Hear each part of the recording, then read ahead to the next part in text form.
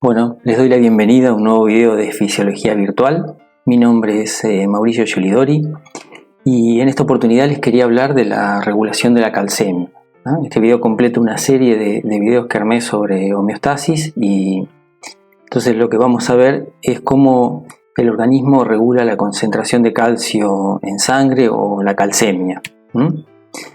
Antes de ello les quería mostrar cómo se distribuye el calcio iónico, o sea, el calcio libre, no el calcio que está fijado a proteínas o el que está en el hueso y en los dientes, sino el que está realmente libre, que es el calcio activo, dentro del organismo, tanto en el espacio extracelular como en el espacio intracelular. En este esquema tenemos una célula que representa todas las células del organismo y está el líquido que las rodea, es el líquido extracelular.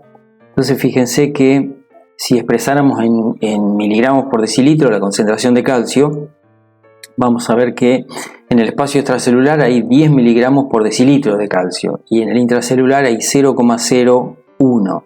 O sea, en el espacio extracelular el calcio iónico, calcio libre, está 1000 veces más concentrado que en el intracelular. Y ese calcio extracelular es el principal catión bivalente. Entonces, ese calcio libre representa entonces más o menos el 1% de todo el calcio que hay en el organismo, y el 99% restante está en los cristales del hueso y de los dientes, pero sobre todo en el hueso. Entonces, vamos a ver cómo hace el organismo para mantener entonces el balance de calcio. Y si usamos el principio fisiológico de balance de masa o de equilibrio, vamos a ver que toda la masa de calcio que hay en el medio interno del animal, o si quisieran en el organismo en su totalidad, pero en este caso en el organismo, que ese balance se mantiene equiparando los ingresos con los egresos. Si aumentan los ingresos, aumenta la masa; si aumentan los egresos, disminuye la masa, ¿no? Entonces no tiene otra opción el organismo que, si quiere mantener ese balance o ese equilibrio, equiparar ingresos y egresos. Tantos miligramos por día ingresan, una cantidad equivalente debe egresar del organismo. Sí o sí hay que equiparar nivel de ingresos con nivel de egresos como para mantener el balance en el tiempo, ¿no?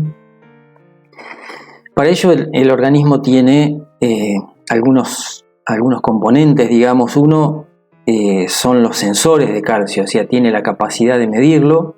El ejemplo típico son las células que producen la paratormona. Hay otras que las vamos a ver, pero esa sería una. Y después tiene transportadores de calcio. Esas proteínas transportadoras de calcio, por ejemplo, están en la nefrona, a nivel de la nefrona distal, y están bajo coordinación o control de la paratormona y de la vitamina D, y manejan la reabsorción de calcio a nivel renal. También hay a nivel del intestino. Acá en el intestino están esos transportadores bajo supervisión o control de la vitamina D.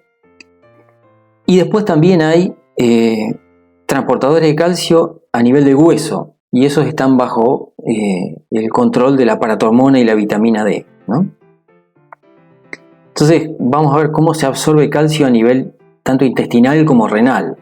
Fíjense que tienen dos mecanismos: una vía paracelular, o sea, por el espacio entre enterocitos, que esa no está regulada, esa depende del gradiente de difusión o de concentración de calcio que hay en la luz intestinal y el plasma, digamos, la sangre, y esa se absorbe por gradiente de concentración. Y después tenemos una vía transcelular, digamos, que esa sí es la que depende de los transportadores, que están bajo control de la paratormona y de la vitamina D. Entonces fíjense que en la membrana apical entonces tenemos estos transportadores o canales que están controlados por la paratormona y la vitamina D, en el caso del intestino solo por vitamina D. Y en la membrana vasolateral, en la que da contra la sangre, digamos, contra el espacio extracelular, tenemos ATPasas o bombas de calcio, y también tenemos intercambiadores de calcio y sodio. que es la manera en la que tiene la célula, digamos, el enterocito, de bombear calcio hacia el medio interno del animal. Entonces, dos maneras: difusión, ¿tá?, por la vía paracelular, y transporte, o sea, difusión facilitada en la membrana luminal y transporte activo en la membrana vasolateral, en el segundo modo de transporte, que sería la vía transcelular, o sea, cuando tiene que atravesar sí o sí el enterocito, desde la luz intestinal hacia la sangre. Ahora vamos a ver cómo se distribuye el calcio en el hueso, el calcio óseo, ¿no? Fíjense que tienen una barrera osteocítica que está separando, digamos, la sangre del resto del hueso. Hay un líquido extracelular en el hueso, y después está todo el cristal de hidroxiapatita del hueso. En este ejemplo yo les había puesto de una vaca lechera, tiene entre 5 y 7 kilos de calcio en esos cristales de hidroxiapatita. En el líquido extracelular hay entre 9 y 11 gramos, y en el líquido extracelular del hueso hay aproximadamente entre 6 y 10 gramos. Y fíjense que el líquido que hay en el espacio extracelular con relación al del espacio extracelular intraóseo están en equilibrio, digamos. Es la forma más fácil, digamos, de transporte. Y después también se puede echar mano, digamos, al calcio que está en los cristales de hidroxiapatita. Esto obviamente necesita más tiempo, porque se tienen que activar los osteoclastos, y por lo menos necesita 2 días de activación, y recién a los 4, 5, 7 días el mecanismo es totalmente activo. El que activa esa reabsorción de calcio es la vitamina D, la paratormona con la ayuda de la vitamina D, y quien se opone a esa activación es la calcitonina, que favorece el depósito de calcio en el hueso, ¿no? Entonces, ¿cómo se reabsorbe el calcio desde el hueso? Acá tenemos, esta sería la laguna esa de reabsorción. Fíjense que lo que hace es secretar ácidos, ácido clorhídrico y ácido cítrico, hacia la matriz del hueso, como para disolverlo, y a su vez también los osteoclastos lo que hacen es secretan una catepsina K, que es una clogenasa, que lo que hace es disolver la matriz del hueso, ¿no? Y después el osteoclasto vierte, hace transporte y secreta lo transporta en vesículas y secreta hacia el espacio extracelular, hacia la sangre, digamos, el calcio y los fosfatos, ¿no?, junto con fragmentos de colágeno. Ahora vamos a ver cómo se regula homeostáticamente la calcemia, ¿tá?, la masa esa de calcio que hay en el medio interno del organismo, que habíamos dicho por el sistema el principio de equilibrio dependía de la relación entre ingresos y egresos. Entonces, ¿cómo ingresa al organismo? Por lo que habíamos visto recién, como absorción intestinal o como reabsorción ósea. ¿Y cómo se pierde desde el medio interno del animal? Por excreción renal, o si no, por depósito óseo. Y bueno, hace un rato les había comentado que había sensores de calcemia, ¿tá? Esos sensores de calcemia están midiendo la concentración de calcio que hay en el espacio extracelular. Uno de ellos es el sensor de la célula productora de paratormona.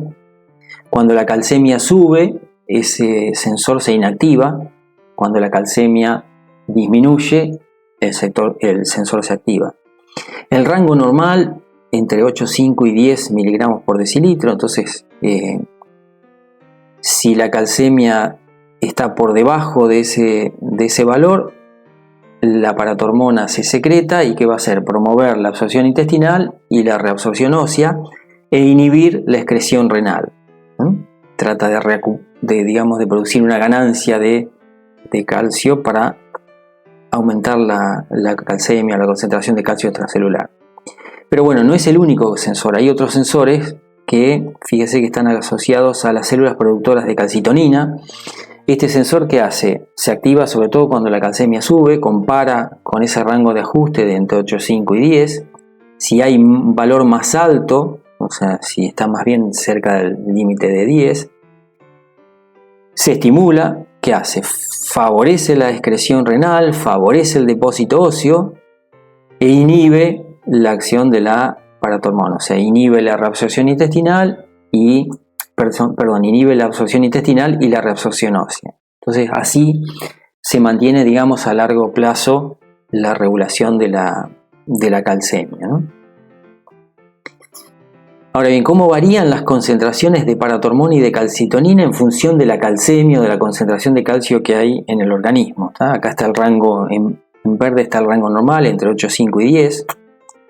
Y en los dos ejes de la SI están expresados, digamos, las concentraciones de paratormona y de calcitonina.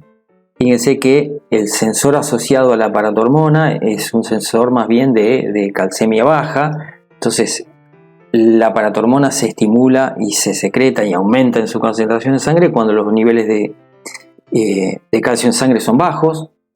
Al revés, para el caso de la calcitonina, cuando los niveles de calcemia suben, ahí es cuando se secreta la calcitonina, ¿no?